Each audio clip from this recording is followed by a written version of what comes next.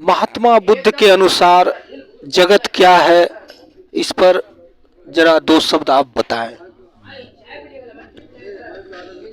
महात्मा बुद्ध ने जगत और जगत की तमाम जो भी वस्तुएं हैं सब कुछ क्षणभंगुर कहा है, परिवर्तनशील है, प्रति क्षण बदलने वाला है। इसका अर्थात इसका अस्तित्व जो है वो परमानेंट नहीं है, सब नश्वर है। कहा गया है कि आपकी जो इंद्रियाएं हैं, अर्थात आप जिस भी चीज को अपनी आंखों से देख लेंगे उसका नाश आज न कल तय है। चाहे जिसको भी आप अपनी आंखों से देख लेंगे उसका नाश आज न कल तय है। बुद्ध भी मानते हैं, महात्मा बुद्ध भी मानते हैं कि जगत की जितनी भी जगत की वस्तुएं हैं सब क्या है, नश्वर है। सब क्या है, परमानेंट कुछ कोई भी नहीं है, सब अपरिवर्तनशील है, प्रति क्षण बदलने वाली है।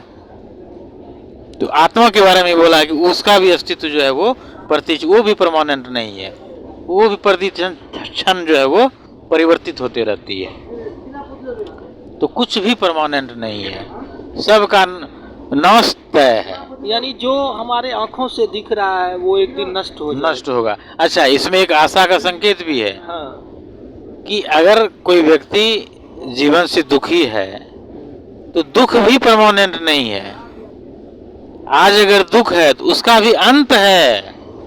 बुद्ध कहते हैं कि कोई भी परमानेंट नहीं है। अगर किसी भी व्यक्ति के जीवन में अगर दुख आता है तो उसको लाइफ का पार्ट मान के चलना चाहिए कि दुख है, लेकिन आज दुख है तो कल इसका अंत भी होगा, क्योंकि कुछ भी परमानेंट नहीं है। तो अगर आज दुख है तो इससे भी आदमी को मुक्ति मिलेगी, उसका भी अंत होगा, वो भी परिवर्तनशील है, तो उसका भी नाश होगा।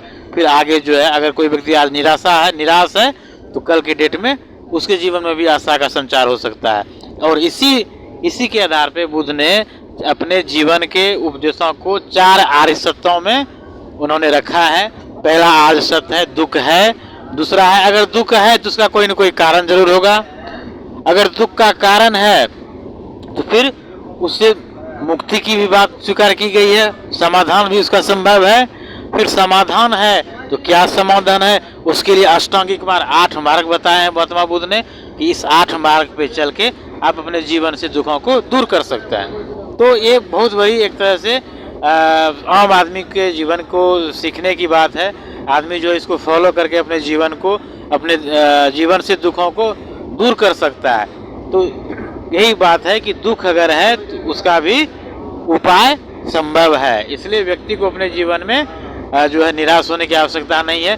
दुख सुख तो जीवन का 2 पहलू है। जिस नदी का जैसे 2 धारा है उसी तरह वो भी एक पार्ट है लाइफ का। तो इसलिए अगर आज दुख है तो कल उसका अंत भी संभव है। तो ऐसा संदेश महात्मा बुद्ध देते हैं।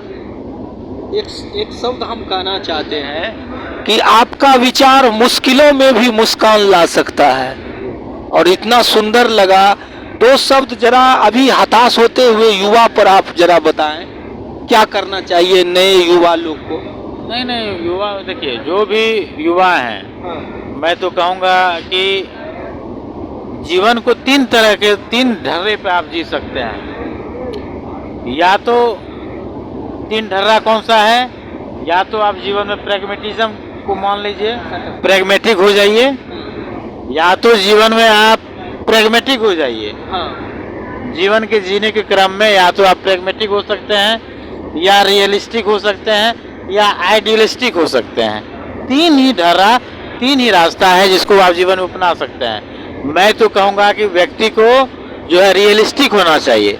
रियलिस्टिक मतलब होता है कि जो जिस रूप में है उस रूप में उसको स्वीकार कीजिए आप, इसको रियलिस्टिक कहते हैं। प्रैग्मेटिज्म में क्या होता है, प्रैग्मेटिस्ट में क्या होता है, उसमें जो है वो अति महत्वाकांक्षी कभी कभी बना देता है प्रैग्मेटिक लोगों को।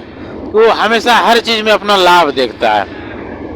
तो प्रैग्मेटिक भी नहीं होना है बहुत अधिक, ना ही आइडियलिस्टिक होना है, क्योंकि आइडियलिस्टिक जो है अत्यधिक आइडियलिस्टिक भी आपको स्वप्न लोक में लेकर चला जाएगा।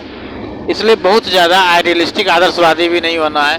व्यक्ति को रियलिस्टिक होना चाहिए। रियलिस्टिक मीन्स कि व्यक्ति को जो जिस रूप में आपके साथ ट्रीट करता है उस रूप में ही ट्रीट कीजिए, और जो जिस रूप में है उसको उसी रूप में स्वीकार कीजिए। ठीक है। बहुत अच्छा, धन्यवाद।